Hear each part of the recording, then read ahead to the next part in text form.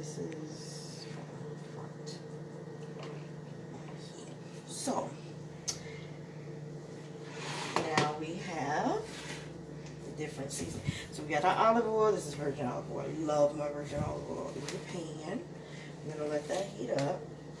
First thing we're going to do is we're gonna put, these are yellow peppers, green peppers, and orange peppers, and red onions. And this is bok choy. It's cut up. So the bok choy is just a great. It's something like basically it's a Chinese cabbage. So I'm gonna go ahead and get this started here. Wait for this oil to heat up. We're gonna add a little bit more oil. Need it to spread.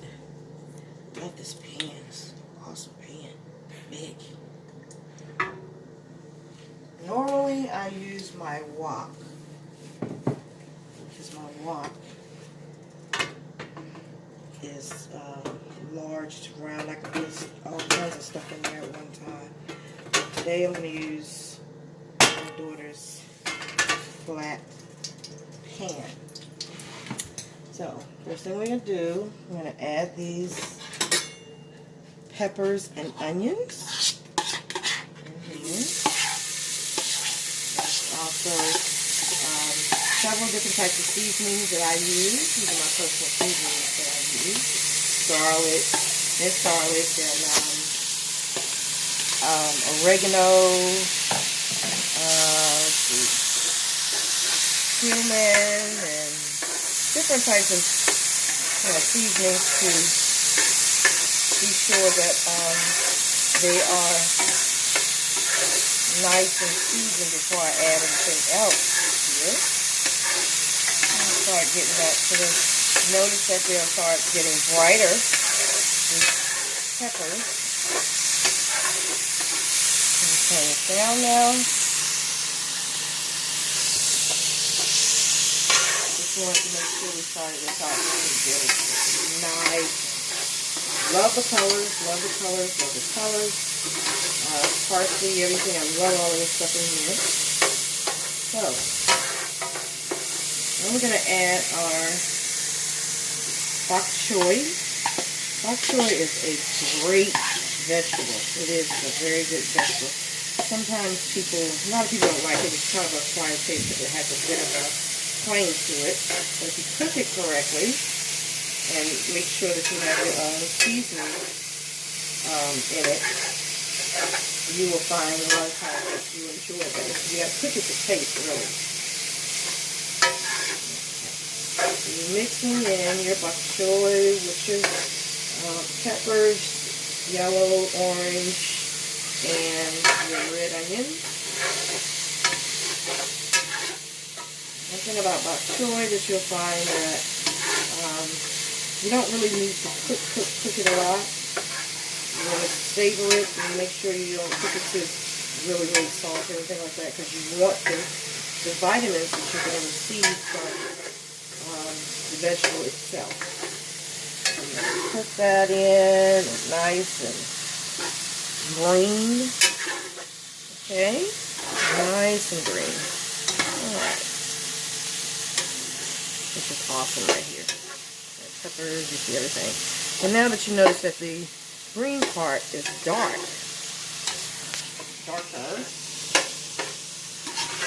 Alright.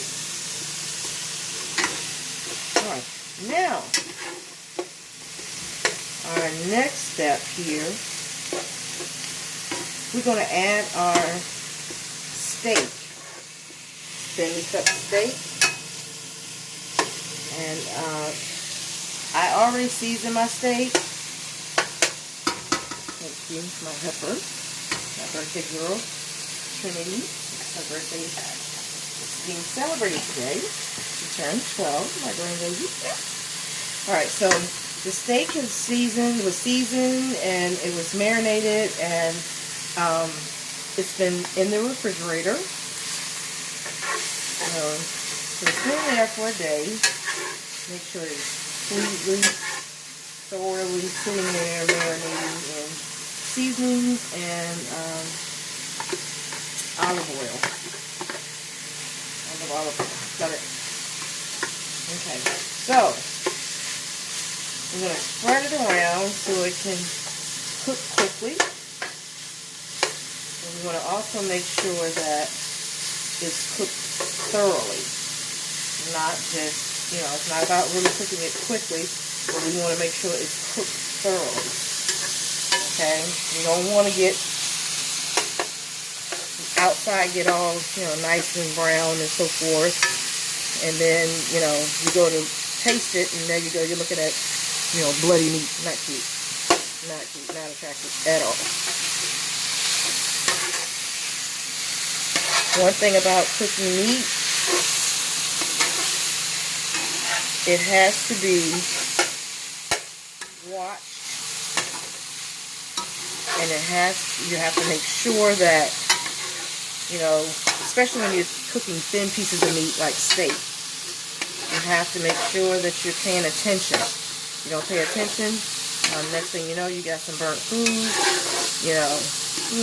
nobody wants it, not cute, not cute at all. And with this type of meat, it is thin steak, which I love because it's easier to cook, even though it cooks fast. It's a better meat because it's not chewy, it's not hard, it's perfect. It's perfect. Again, this is already pre-seasoned as well. And as you can tell, it's cooking, kind of quickly, but not too quickly. Okay, so here we are. Now we're going to let that continue to cook. I wish you were here to smell it. This is so, the smell is so, it's a different type of smell, not like the normal, just beef and vegetables or whatever. And it smells so good, it really does. Now, with me, I like to put a little twist to most of my stuff when I cook it. I'm different. I always try to new different things. And so I try to come up with something different when I cook. Not something that's everyday. So, my next step to this particular meal is going to be, wait for it.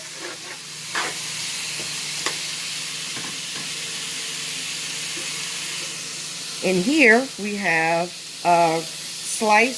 thinly sliced rotisserie chicken.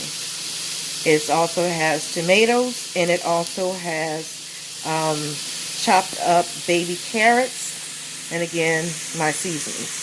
It's very important to make sure that you season your food, because if you season one thing and then don't season the other, and this and that, you're going to have bland food. If you season it after you cook it, it doesn't taste as well as it would if you would normally season it before cooking or during cooking, because the flavors do not mix in as well, or it doesn't, it's not in the food per se. So, in here it goes.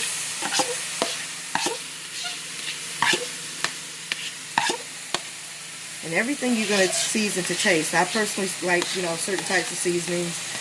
Everybody doesn't like the same type of seasoning. So what you're going to do is pick whatever seasonings you like, and the ones that you enjoy. Now, as you can tell with this, it looks kind of like it's rice or something. It's because I've taken that thinly sliced rotisserie chicken, and I basically shredded it up, cut it up, and let it shred itself, basically. And as you can see here, these baby carrots. We don't want the baby carrots to cook per se. We want them to cook a little bit so that they're nice and hot, but we also don't want them to cook to the point where they're mushy and they're, the flavor is not quite there. We also want to make sure that we keep the vitamins that are in the tomatoes, in the carrots, inside of the, in the carrots. So when you eat them, you're actually not just tasting the carrots, you're also getting that vitamin from the carrot. The tomato is to give it a very kind of an unusual taste. It's optional with, you know, all of this stuff is pretty much optional. You're going to put together. But if you want to put it together with the tomato is very good when you add it to this. This is really good. And it's, you know, technically it's not really, it's not a hard, as you can tell, you know, this has been a very short process. The prepping is the most amount of time that, you know, that this particular meal requires. Because the prepping, you know, you're cutting up all of this and cutting up all of that, you know. So, and then there are some times where you can actually go places where stuff is actually already cut up, you know, the peppers or whatever, da da da da. Personally, I like to do it myself because I know how much of each thing I'm putting in into my, you know, my food. So I've already prepped everything the way I want it. So now, as you can tell, everything is in here, everything's hot. Everything's cooked down to, you know, pretty much where it's supposed to be. Meat is completely cooked. And, you know, all this whiteness that you see in here is rotisserie chicken with its own flavor, seasonings, everything. The tomatoes have cooked down and cooked into the food, and it's pretty much done. So, presentation-wise, bear with me 1 second. I'm going to get a plate.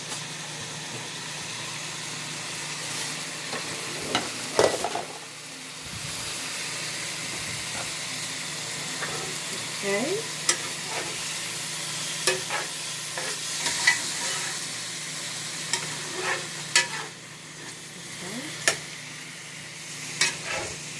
And this is done.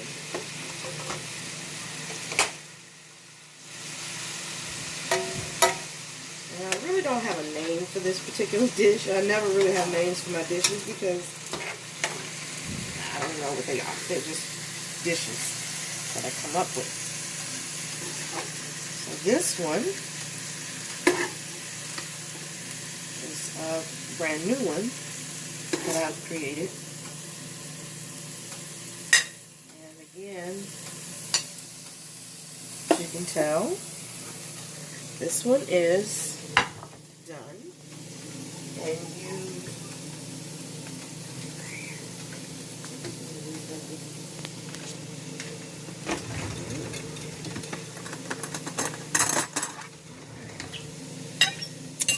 completely done. That's it.